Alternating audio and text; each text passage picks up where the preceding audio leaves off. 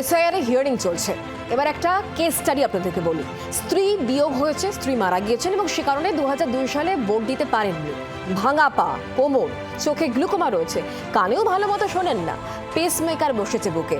SIR hearing এ অংশ নিতে লাঠি নিয়ে একেবারে ঠুকঠুক করতে করতে হাজির হয়েছেন হুগলি জেলার বাসিন্দা সুসেন কুমার রায়চৌধুরী, যার ছবি দেখতে পাচ্ছেন। তিনিও কিন্তু এভাবেই লাইন দিয়ে দাঁড়িয়েছেন, কারণ হিয়ারিং এর নোটিশ এসেছে এবং সে কারণে তিনি আসতে বাধ্য হয়েছেন। এই ছবি হুগলি জেলার সুসেন কুমার রায়চৌধুরী। আমরা বিষয় নিয়ে আরো জানবো, কথা বলবো। আমাদের সঙ্গে বিধান রয়েছেন, আমাদের প্রতিনিধি টেলিফোন লাইনে। বিধান, যার ছবি আমরা দেখাচ্ছি তিনি সুসেন কুমার রায়চৌধুরী। তার শারীরিক কন্ডিশন আমরা বুঝতেই পারছি, তার বয়স কত, এবং এক্ষেত্রেও সেই একটাই অভিযোগ বারবার করে উঠে আসছে, কমিশন যারা একটু বয়সে বেশি, অন্ততপক্ষে 85-এর ঊর্ধ্বে যাদের বয়স, তাদের জন্য যে নিয়ম চালু করেছে তা কার্যত খাতায় কলমেই কি রয়ে গেল?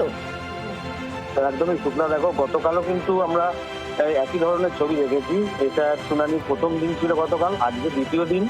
এই ছবিটাই আবারও দেখা গেল, অর্থাৎ চুঁচুড়া বিধানসভার যে এডিএম এলআরআই অফিসের যে শুনানি চলছে, সেখানে সুসেন কুমার রায়চৌধুরী তিনি এসেছিলেন এই শুনানিতে যোগ দিতে, কারণ তিনি একজন সরকারি আধিকারিক ছিলেন।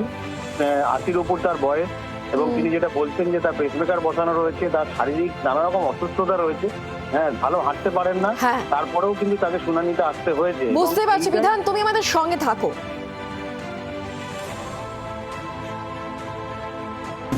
2002 আমার নাম নেই, আচ্ছা, আর আমি ভোটের সাথে যুক্ত। হ্যাঁ, 67-এর মধ্যে একটা ভোট হয়েছিল, তখন থেকে যুক্ত। আমি সরকারি অফিসার। এখানে 2002-এ কি নাম ছিল? নাম নাই তো দেখছি। কত বয়স হয়েছে আপনার? এখন 81+। এখন এই বয়সে আসা তো খুবই মুশকিল, আর এরকম জায়গায় এত সিঁড়ি। এখন কোমর ভাঙা, হাঁটু ভাঙা, গ্লুকোমা, দাঁত নেই, কানে শুনি না। বাংলার আওয়াজ, বাঙালির আবেগ, জি 24 ঘন্টা।